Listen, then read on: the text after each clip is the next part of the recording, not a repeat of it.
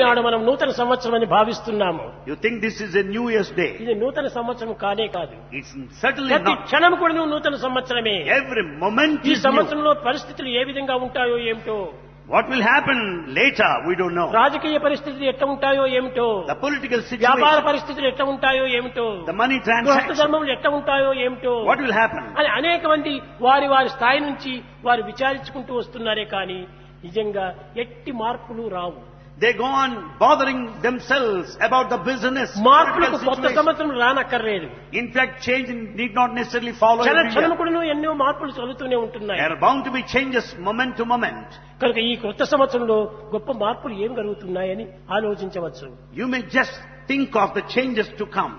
జరిగిన సంవత్సరంలో ఏం జరిగినాయో ఇప్పుడు వచ్చే సంవత్సరం కూడా అదే జరుగుతాయి. What all that happened in the bygone year are soon to happen this year also. వాటిని కాదు మనం చింతించవలసినటువంటిది. It's not that to be thought over. ఎన్ని సంవత్సరం జరిగినప్పటికీ మన పాడుబుద్ధులు పవిత్రమైనటువంటి భావాలు అభివృద్ధి కాకుండా పోతున్నాయి.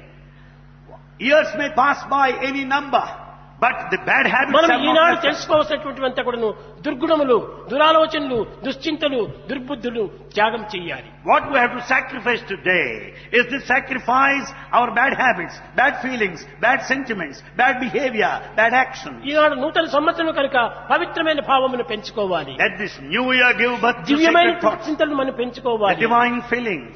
దిద్యూచమైనటువంటి యొక్క దర్శనం మనం కలుపుకోవాలి. And we should also know the manifestation. దృశ్యకల్పితమైనటువంటి జగత్తును మరచి And we should forget this world. అదృష్టమైనటువంటి యొక్క ఆనందాన్ని మనము ఆత్మరీతిగా మనం అనుభవించాలి. And we should experience that latent